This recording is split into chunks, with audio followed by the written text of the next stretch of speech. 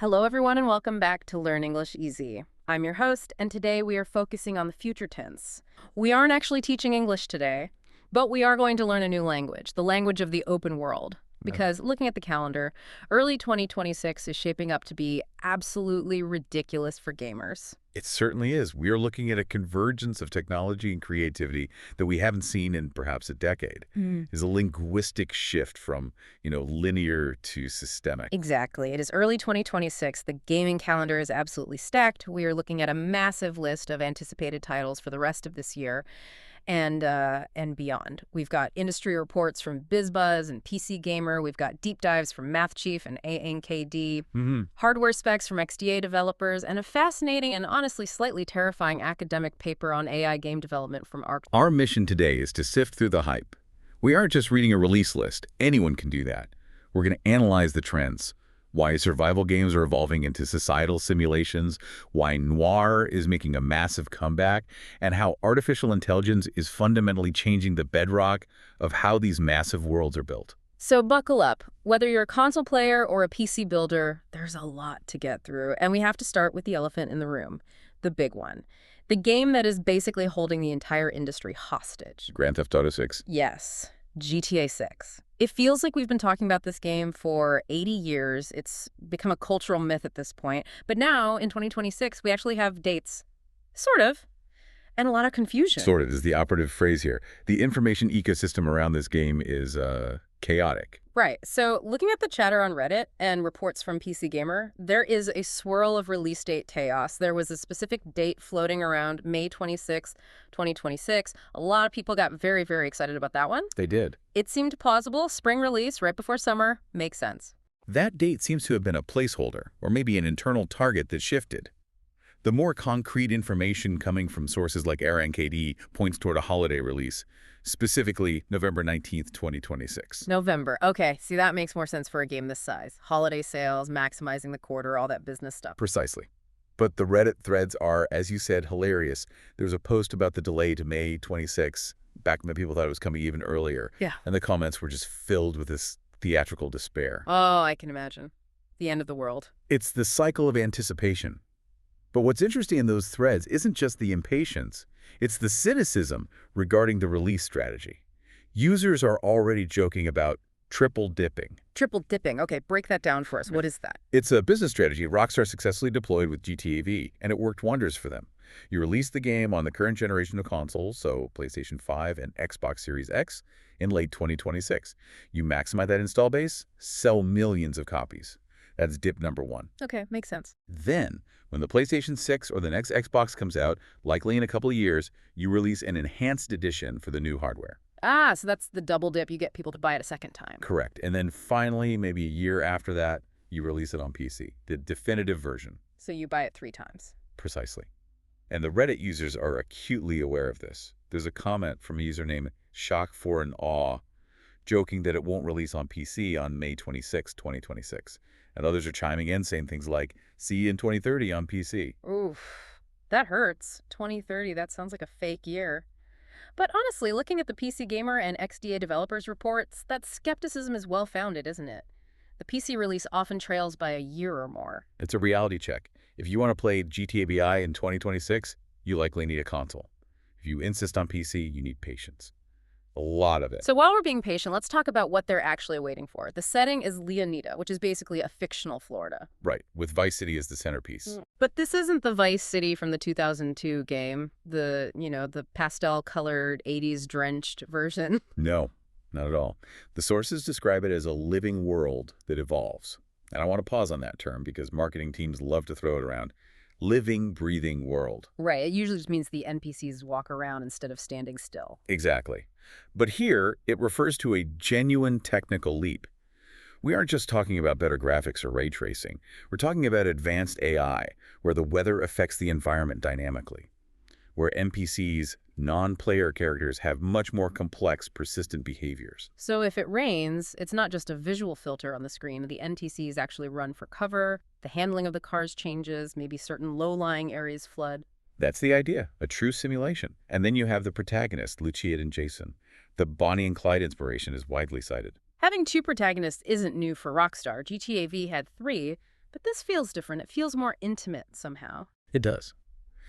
In GTA V, the three characters were often working independently until their storylines crashed together. Bonnie and Clyde implies a constant shared dynamic. Yeah. It raises some really interesting mechanical questions. If you are playing as Lucia, is Jason controlled by an AI that actually helps you in a firefight? Or hinders you. Or hinders you? Yeah. Do you have to manage their relationship as a core gameplay mechanic? Like, if you annoy Jason enough, does he just drive the getaway car slower? It is possible. That is the kind of systemic depth we are expecting. It's not just about shooting and driving. It's about the simulation of a partnership under extreme pressure. Wow.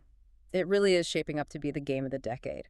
But, as we said, if you're a PC gamer, you might be stuck watching YouTube walkthroughs for a good long while. Unless you use that time to prepare. Right. Or use that time to build an absolute monster PC so that when it does come out, or for all these other games we're about to discuss, you can run it at max settings.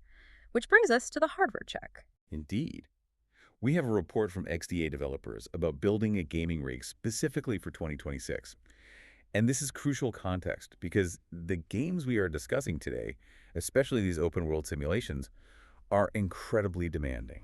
So I'm asking the expert, what kind of machine do I need to run these 2026 titles without it turning into a slideshow? Well, the good news is that we aren't seeing a massive generation leap in hardware right at this moment in early 2026. So the current high-end parts are stabilizing in price, but it's not cheap.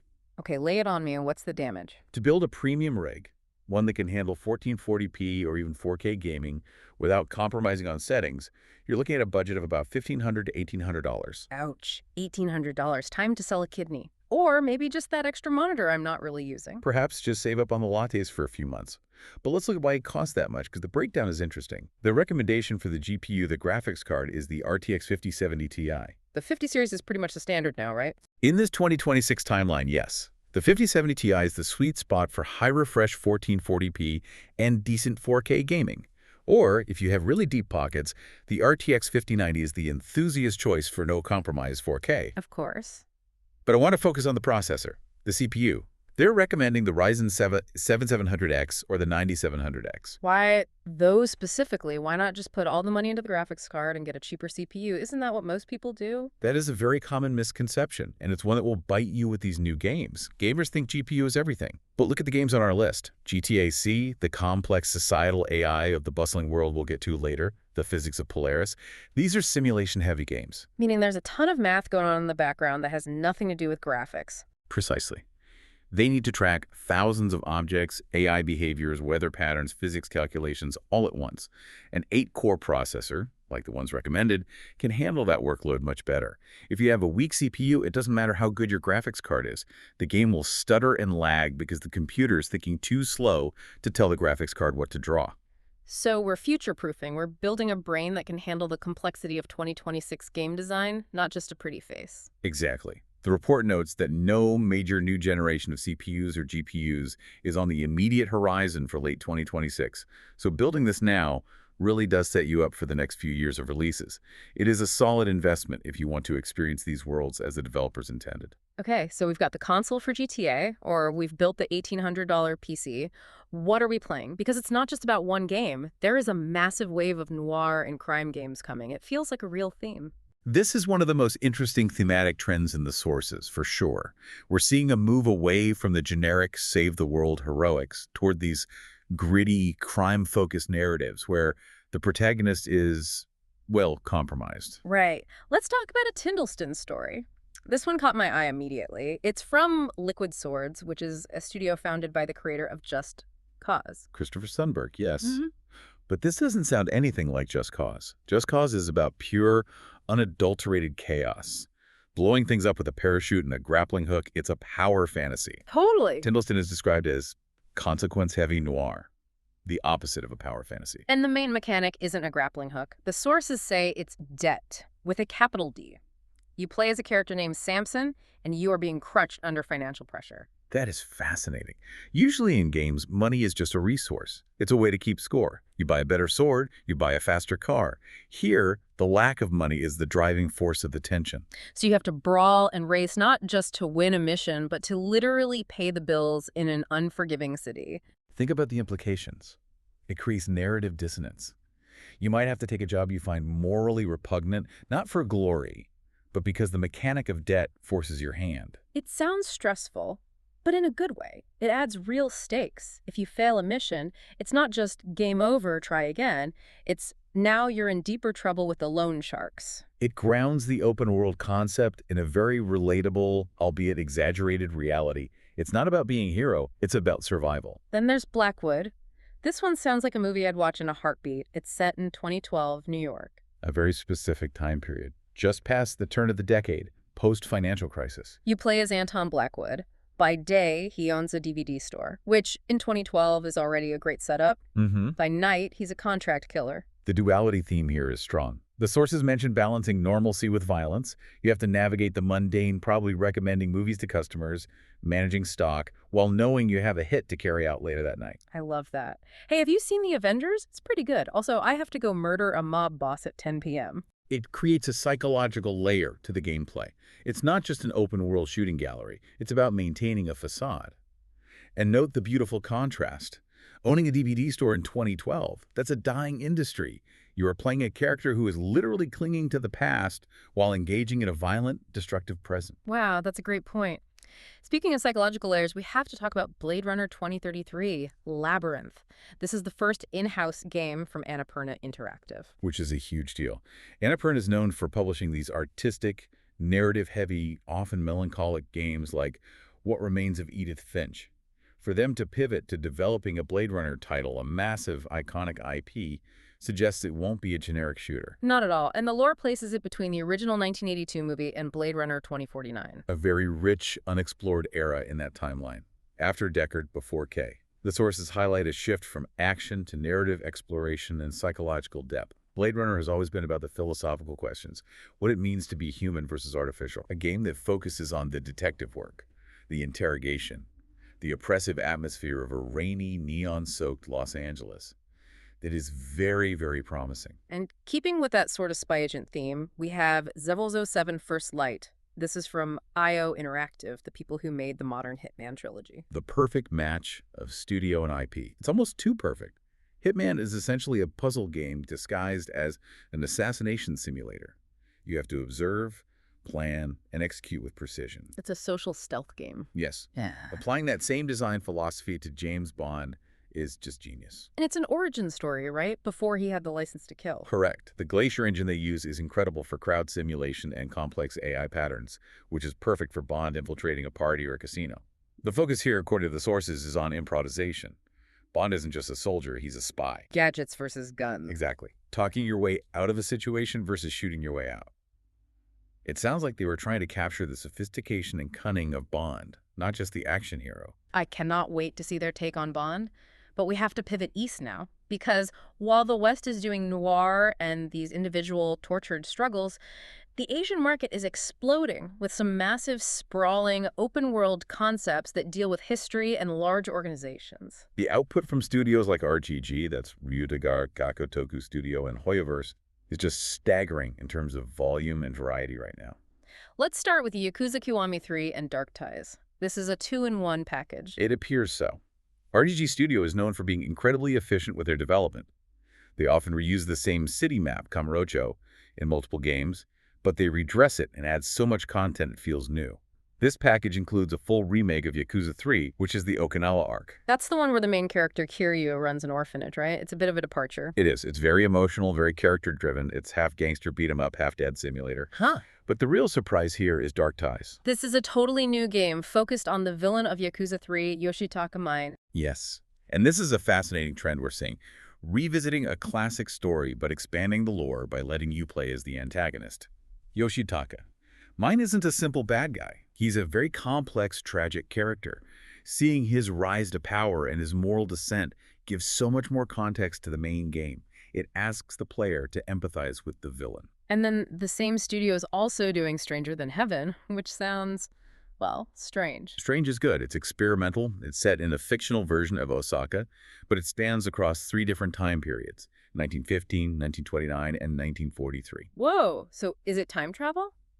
Or just spanning generations of characters? It seems to be a multi-era storytelling approach.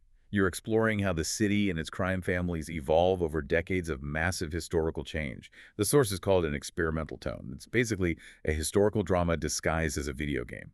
It's incredibly ambitious to model 3 distinct time periods within a single game. That sounds absolutely incredible. I love when games play with history. Speaking of which, there's an indie title that's getting a lot of buzz called The Bustling World. It's set in ancient China. This is one of the most ambitious indie titles on the entire list. You can be a farmer, a merchant, or a ruler, a true life sim. But the killer app feature here is the AI NPC system.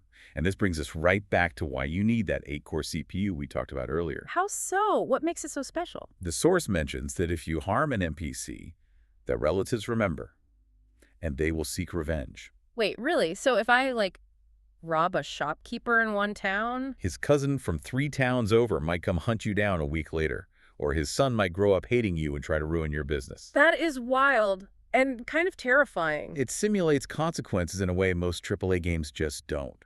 Usually you kill an NPC and they just respawn or disappear from the world. Here, your actions create a ripple effect in the social fabric of the game world. So it's not a playground. It is a simulation of a society. And to track all those relationships, who is related to whom, do they know what you did, where are they now, that requires significant processing power. Finally, for the section, we have Versapura from Hoyoverse. These are the Genshin Impact developers. But this looks very, very different from Genshin. Versapura is described as them going dark. Yeah, the setting is a futuristic city with a mysterious affliction called Mind Trot. It sounds much grittier. Note the shift in engine. They're using Unreal Engine 5, and the art style is moving from their signature anime-inspired look to a grounded cinematic style. Hoyoverse has mastered the gacha open world, but this looks like a clear attempt to make a serious, narrative-heavy cyberpunk thriller. It's a sign they want to compete with the likes of Cyberpunk 2077, not just mobile games. Exactly. It shows that these studios aren't content with just doing the same thing over and over. They're pushing boundaries. But speaking of pushing boundaries, let's talk about scale, because the survival genre is taking things to a literal global level. The survival genre has definitely matured. It used to be just about punching trees and eating berries. Find wood, make axe, repeat. Right. Now we have a concept the source tech medic calls the long burn. The long burn. I like that. Games that are meant to be played for years, not just for a few weeks. Exactly. And the poster child for this is Light No Fire. This is from Hello Games, the No Man's Sky people, and the pitch is insane. A 1.1 scale Earth. A fantasy Earth, to be clear. Not space this time. But yes, the scale is the technical marvel here. Okay, hold on. A 1.1 scale Earth sounds great on a press release, but we all remember No Man's Sky at launch. If I walk for 3 hours in a straight line, is the AI actually going to generate something meaningful, or am I just going to see the same procedural castle with a different color palette every time? That is the multi-million-dollar question, isn't it? How do you fill a world the size of a planet without it feeling empty and repetitive? Exactly. It's the biggest problem with procedural generation. This is where the AI comes in again, in a big way. The developers are talking about using LLMs, large language models, to generate diverse and unique points of interest. So instead of hand-placing every single castle or dungeon, the system generates them, populates them with unique lore, unique layouts, and ensures they're different from one another. So theoretically, you could walk in one direction for weeks and keep finding new, actually unique things. Theoretically, it's the ultimate long burn. You and your friends could claim an entire mountain range and never see another player because the world is just that big. But the risk is still there, right? Procedural fatigue. Does it have a soul? Or is it just infinite meaningless content? That's the tightrope they have to walk. On the other end of the survival spectrum, we have Hytale, the so-called Minecraft killer. People have been calling it that for years. It's finally arriving in January 2026. And it's now owned by Riot Games, which gives it massive financial backing and infrastructure. So what's the hook? The key here is depth, literally. Deep underground jungles, 4 distinct biomes. It takes the block building formula, but adds a much more robust RPG adventure layer that Minecraft often lacks without installing a bunch of mods. I know a lot of people who've been waiting for Hytale since they were middle school. It's going to be absolutely huge. Then we have A Long Dark, Black Frost. A sequel to the hardcore survival hit. But notice the big shift in setting. The first game was pure wilderness. Just you against Mother Nature. Man versus nature. Right, I remember freezing to death a lot. Black Frost moves the action to the industrial city of Harmont. So urban survival, scavenging in abandoned factories. Yes. And with that comes the introduction of social survival and bandits. It's no longer just about freezing to death, it's about navigating a collapsed society.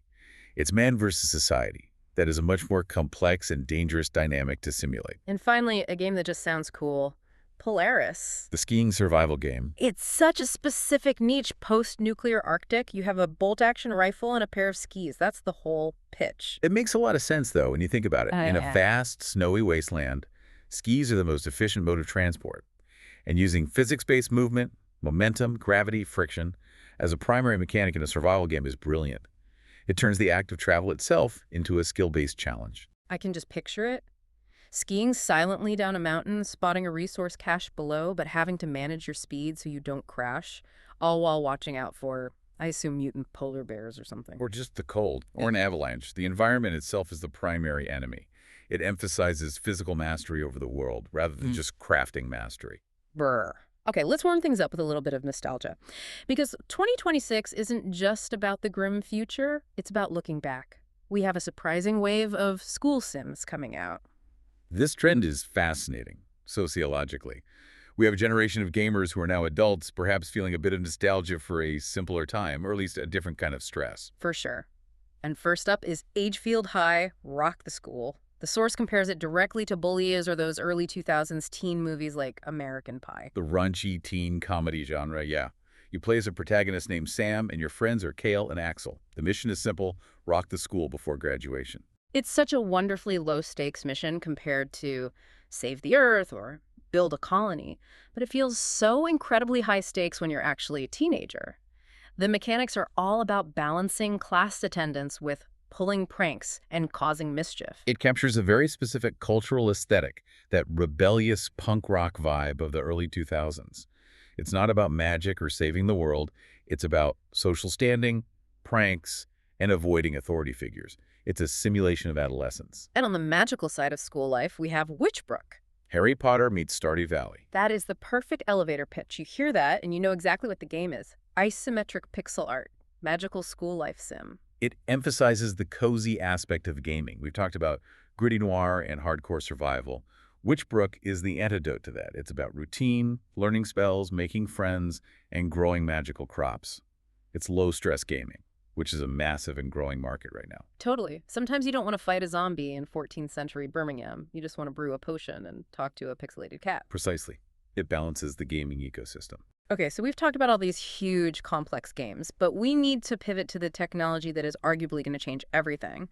We've touched on it with Light No Fire, but there is a paper from Arjikdom that you brought to my attention, and frankly, it sounds like science fiction. This is the paper on Unigen. It stands for Unified Generation, and the subtitle is 90% faster, 100% code-free. See, that sounds like an infomercial, but wait, there's more. It sounds way too good to be true. It does, but the technology is grounded in valid research. The problem they're trying to solve is that making 3D games is incredibly hard. It requires coding, modeling, physics, engine knowledge, a huge skill set. Right. Existing AI tools could maybe write a snippet of code for you or generate a 2D image, but they couldn't build a functioning, playable game loop from scratch.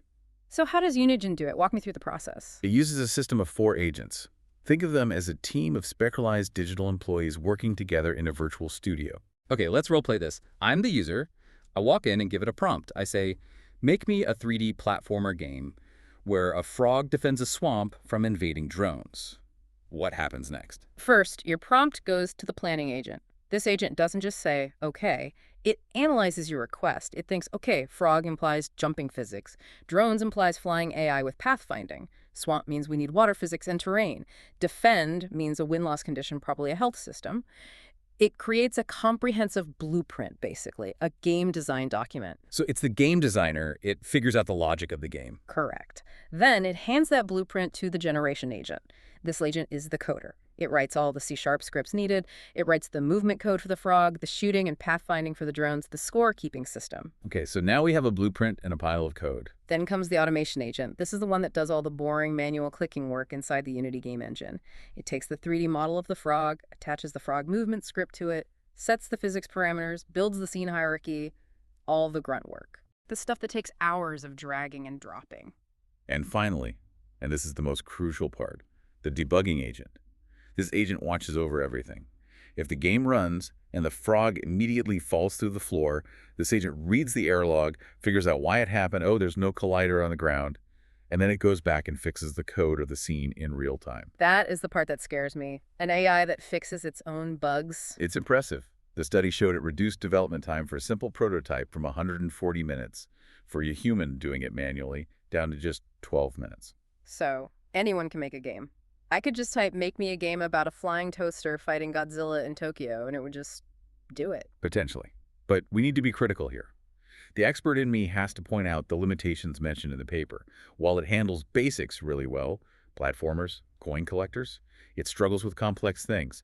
Multiplayer synchronization, forget it. Complex NPC dialogue trees like we'd see in Blackwood. It's not there yet. So GTA ERI isn't being written by Unigen anytime soon. Not yet. But for indie developers or for AAA studios just wanting to prototype ideas quickly, this is a massive step toward democratizing creation. It lowers the barrier to entry significantly. It's exciting, but also, does it mean we're going to be flooded with millions of AI-generated junk games? Are we going to see an app store full of frog versus drone clones? That is the risk. The signal-to-noise ratio might get a lot worse, but on the other hand, it might also allow a brilliant storyteller who can't code to finally make their dream game. That's a hopeful way to look at it. Speaking of dream games, let's get back to the AAA heavy hitters.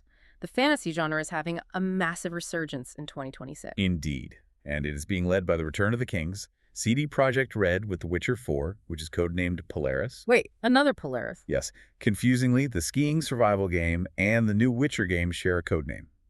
But The Witcher 4 is confirmed to be the start of a brand new saga. And no Geralt as the main character. Geralt might appear, but he isn't the protagonist. His story is done.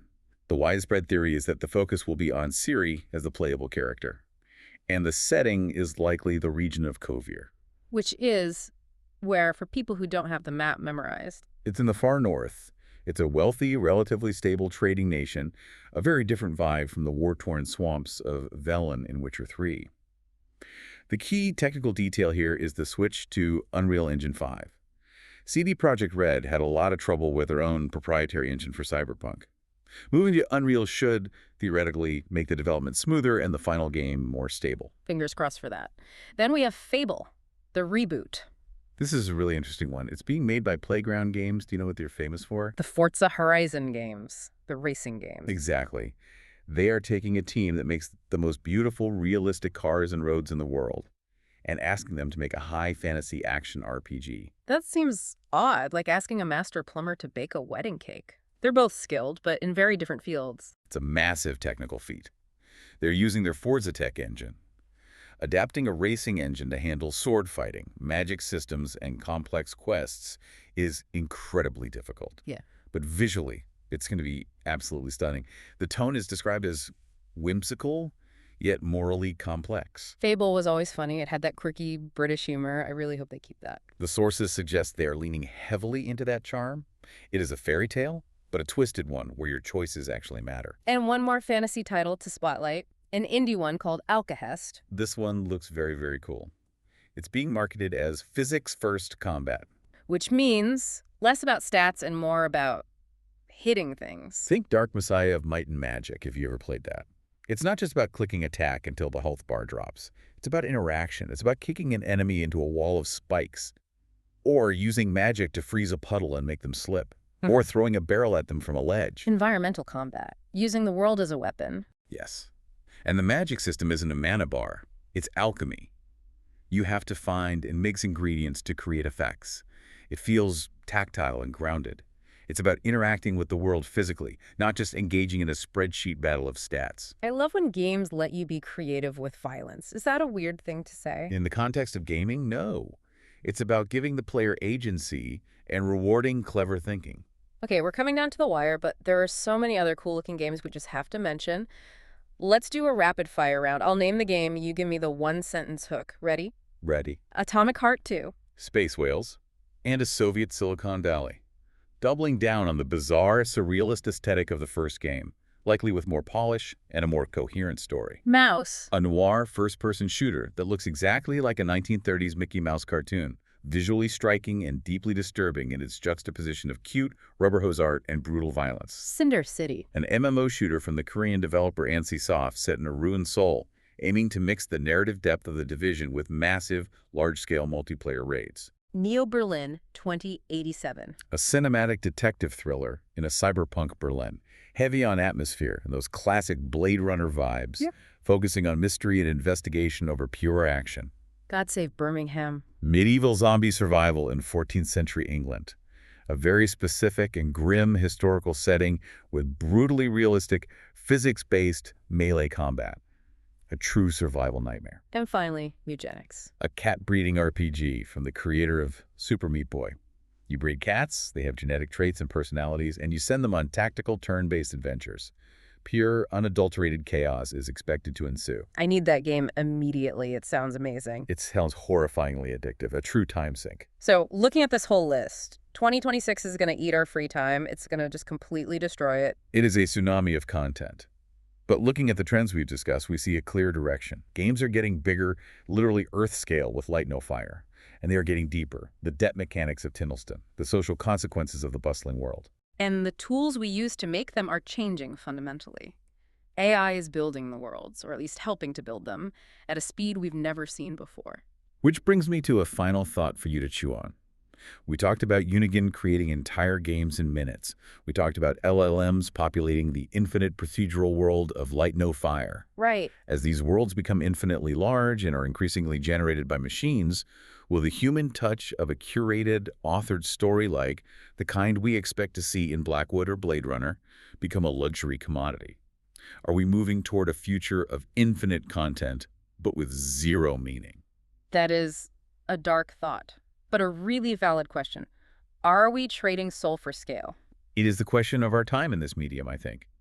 Do we want a universe of noise or a single quiet room of significance?